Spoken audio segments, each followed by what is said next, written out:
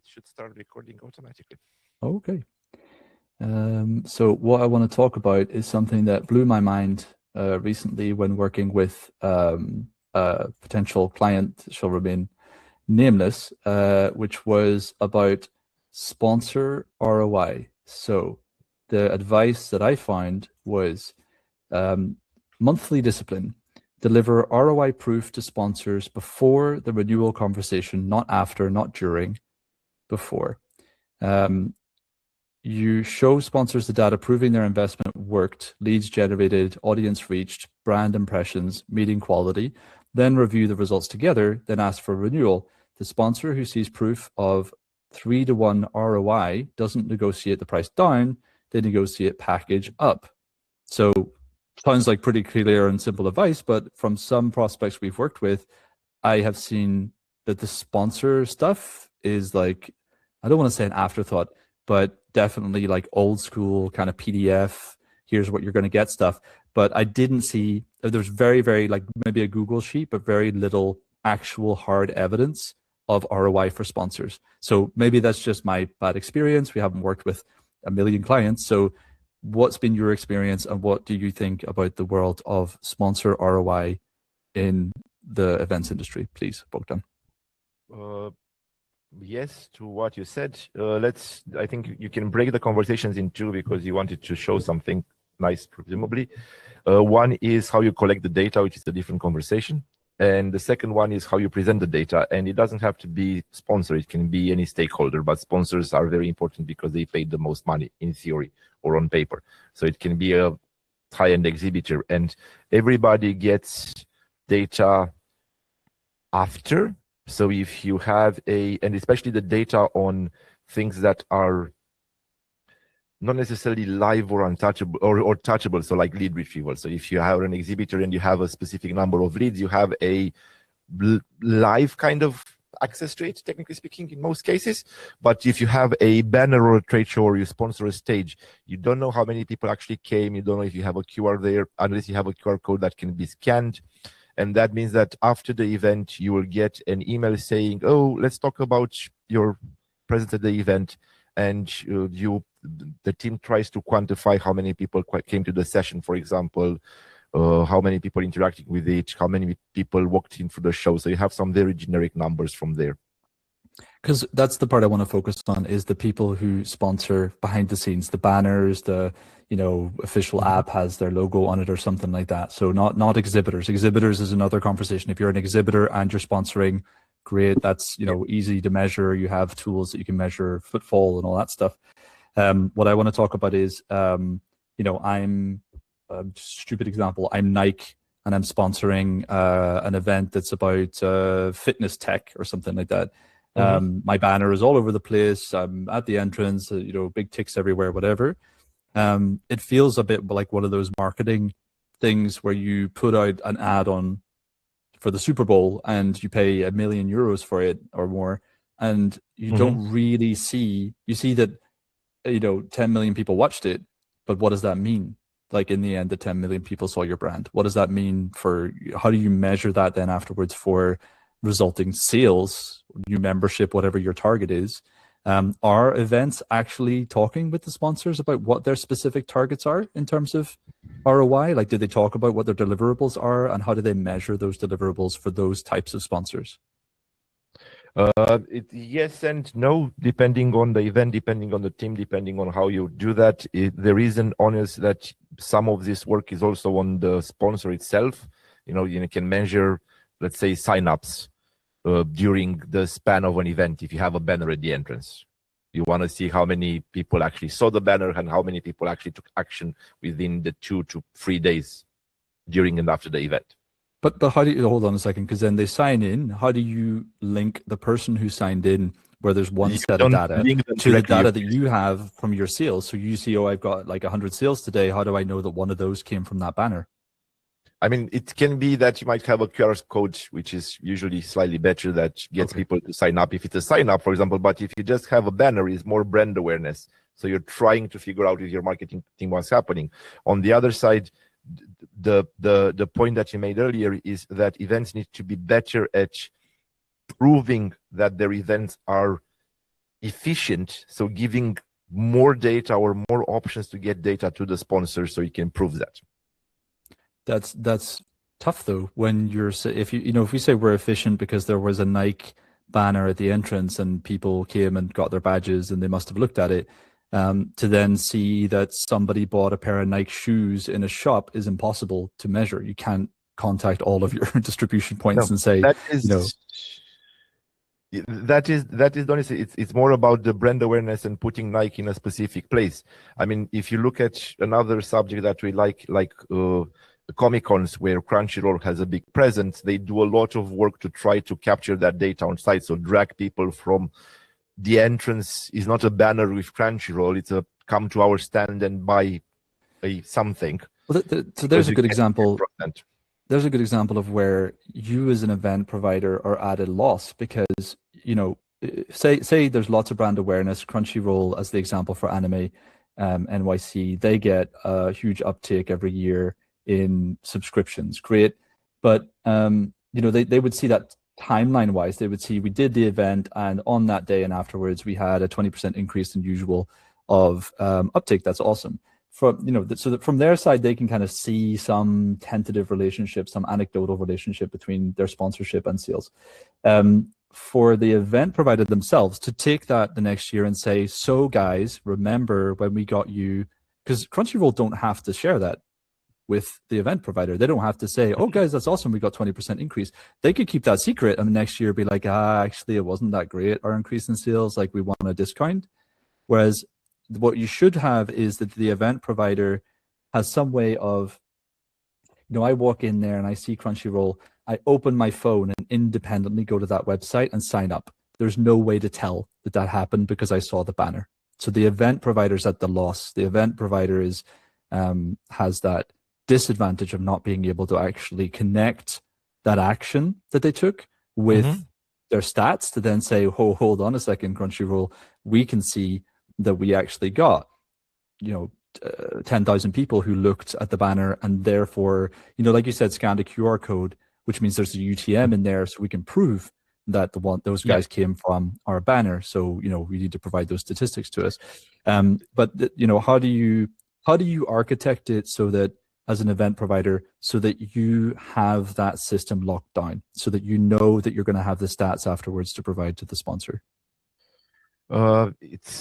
It's a tricky one because it's not a simple answer to anything. It's very much going back to the idea of when website banners were a thing.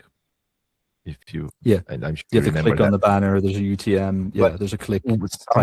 Some of the data that you have, some of the data that you had there was very much, we've showed your banner to 5,000 people, and out of those 3 clicked. Yeah. The challenge with a banner at an event is nobody can click on it. So you have to come up with a solution that allows you to actually quantify a interaction to a certain degree. Yeah. So that seems like that feels like just using, I'm being really mean, but just using your brain. Like if I have a banner that says Nike at my sports event and therefore people go and buy shoes, that there's no link. Now, if I have a banner and I make sure that the banner is not just an advertisement for Nike, but it says Nike, give code XYZ123 at your next, official Nike partner store, and you'll get 30% off your next pair of shoes. And that there is no just advertising Nike, that the only package I offer is a package that has baked into it a foolproof method to make sure that if the brand awareness goes up, people will, if you give them a big discount on shoes, they're probably going to go buy a pair of shoes, for example. You know what I mean? Or at least share it with somebody, but you can go even slightly deeper, create a personalized thing for everybody that scans, because you can have a QR code that triggers a webhook, blah, blah, blah, all these kind of things that we've talked about. If you split the conversation into brand awareness and actually having a target, a KPI, and you understand the target and the KPI of your sponsor, because that can be get them to sign up for a workshop, download the white paper, go to my site and do something. Come to let me show you. Do that. Let me show you. Right, this is what I built. I built something. So it's on. I don't know if we haven't announced Event Hive yet, but whatever. I needed to ask you about this because this is so let's go in here and then we'll go to, oh no, hang on, that's the official website. What am I doing? Get back to the local host one. Where is it? God, I have so many. Hold on a second. Where is the local event Hive running? Yeah, because not everything is pushed to live, and we haven't launched the live one, so we'll see. Yeah, there's a They're risk open of source event so pusher tracker. It's not there. No, no, it's called. Oh, 5201. That's it. All right, 5201. Yeah, I'm on. There we go. All right, that's a million tools. Oh no, Hive Agent. No, I don't want that. That's secret. That's secret. Okay, it's not that you didn't see anything there. Briefing. What was the thing called? Sponsor something. Sponsor deliverables tracker. All right, have a look at this one. Yeah. All right. This is just a little demo. So this is the concept of you've got your sponsors, you know what their deliverables are because you've organized that with them. So this is, we've promised 10,000 uses of the promo code, or that, like you say, each badge has a specific promo code associated to it to buy cheaper shoes or whatever it is, get a discount on Crunchyroll membership or an extra free month or something like that. You define this with them to then be able to track the deliverables across all the different sponsors and then mark them as done at some point. So we delivered 5 out of 2, whatever this is. And so we over delivered and then have some sort of export at the end to have like a sponsor summary PDF that you can download. I thought that would be cool. This was something that Claude built, knowing what it knows about the events industry. But yeah, what is this missing in terms of, this was super easy to build, by the way. I'm not going to lie about it. What's stopping somebody from the event industry just building something like this just to track? Or does this happen on Google Sheets? How does this happen today? Because this seems like total no-brainer. This can happen I mean, most likely it's going to be in a spreadsheet or a smart spreadsheet or something to that degree. Because to a certain degree, Monday is a smart spreadsheet. What I would say to this is that if you would have a link to your whatever tool that you measure engagement. So, for example, how you had their logo on the website. How many people actually visited that page, and how long did they stay on? Because that's a Google Google Analytics API. Instead of just saying delivered, these are the numbers, and then I know you can put in here that every sponsor, if you click on a sponsor, can actually have access to their dashboard, and you can see that. That would be cool. That would be cool. Or even nicer, not necessarily nicer, in the same time, have a bi-weekly email that says, this is your report from the event. This is what is outstanding. This is where you are. You're going to launch this there, and happy days. I think what's missing here is it's sort of split it into like branding, digital, and stuff like that. Yeah. I think what's missing is, for example, Nexus Consulting.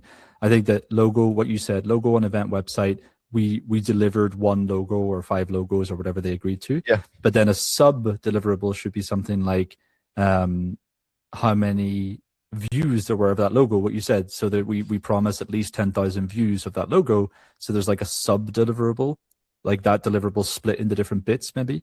Something like that could be good. So a simple way is that what you're showing here is part of what we're going to launch in terms of doing the open source thing, so they can pick this up and actually optimize it for what they need, because everybody will need something different, technically speaking. Yeah, but that's it. You download idea this. Of having this, go for it. You download this. It's open. Yeah, so it's open source. You download we'll put the repo up. It's not going to be today, but we'll put the repo up. You download the code, get a Claude code. We'll do some tutorial about that. And then, you can add things like that. But I'll probably add the sub deliverables. I think that's a good idea. But yeah, if you don't like, for example, the Kanban-style, maybe you want to kind of flow chart, or I don't know what, you can just ask Claude to modify this for you, to customize this to whatever way you want it to be. That's the idea. But do you think this is kind of like, this is so easy to build? Why does this not exist already? Why is there not a tool like this online that people can use? We go back to a previous conversation in terms of, you find it easy because it's easy for you. I mean, it comes natural to you. What it doesn't come natural to us is thinking about all the little things. So, for example, this is a part of the conversation we had in terms of alignment, because you have here the marketing side that has to deliver the on-site thing, then the ops side that has to build the site, and then you have the exec stakeholder that can look in here and say, this is our sponsorship dashboard. So this is something like an authentication system, you're saying?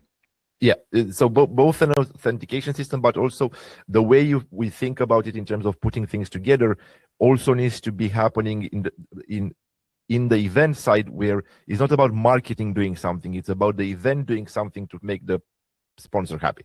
So this is something like customer success, sponsor success manager that can come in here and say, marketing, I need this, let's link it to this, because everything has an API in marketing.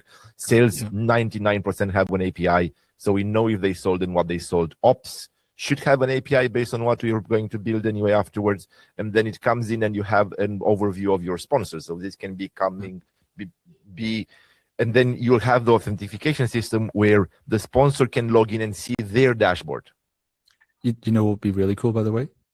If you had AI in here in a way of like that, if you don't know exactly what to pitch to Nexus Consulting, so if you had the deliverables and the results, that you could have AI kind of review how it's going and maybe pitch some advice, like, oh, I see that there's only, you've promised a panel session participation, but you haven't actually got any, that it would be able to have a look at your speaker and session list and say, well, there's a bit of space here. Maybe you could organize another session or something. Like if an AI could come in and review and help you to satisfy this, because it must be an absolute nightmare having to try to satisfy all these million deliverables. Like when I look at this, it just makes me a little bit, my head hurt.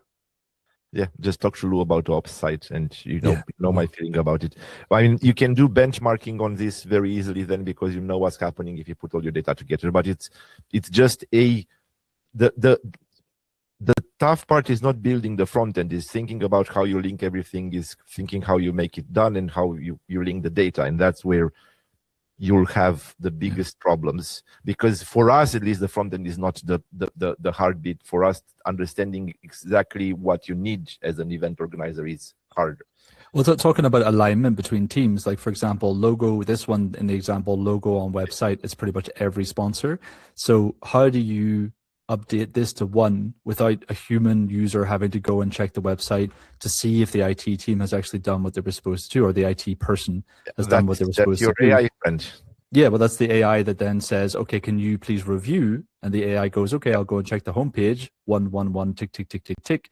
This one's still not, so this is flagged red. Social, if you have a way of linking it to your social profile, which is difficult, but we're working on it. But you don't need to go and check these things. Profile, because you link it to HubSpot or to Buffer or to whatever you're using to get the API from there. Okay. But I think there's an educational pathway as well to showing people how to use all of these third-party tools that will all link up. Yeah. So I'd rather try to make as much of it in Event Hive as possible, open source, teach people how to use these things, and then maybe we have to add on top Buffer for somebody who uses Twitter and LinkedIn or whatever, so that we can sync those. I agree with what you're saying. I'm looking at it from a different perspective. I'm looking at it from the perspective that we want to show people what's feasible. Yeah. Because then everybody knows their internal process, and they'll say, oh, I would like to do it in that way, but I haven't seen anybody do this before. This is cool, by the way. Did I show you this? You define your packages, as I've seen loads of event providers do have packages like this, and then your deliverables go into a package, and so you can track who bought the gold package, and it automatically assigns all the deliverables to them. That's really cool. Yeah, and very straightforward and logical, and again, you've applied logic to it. Yeah, I just love software. It's so good, but it's so easy to build the software. That's what people just need to start building. I know you said it's easier for me. I'll shut up. Then we can probably stop there. Anyway, but you're correct in saying it's way easier now to build specific internal tools that can help you deliver something and make your life easier. Yeah, especially if there's nice people like us who put the friggin' base template out as an open source package. So there you go. Let's see. Anyway, let's see if people are commenting on this, or if people are reaching out to talk about this. We can do more like kind of webinar stuff where we show people how to use it and how to customize it, or how to set it up or whatever. So if you like this, just let us know, and we will do another video where we'll show you how to use it, or not, or whatever. Okay.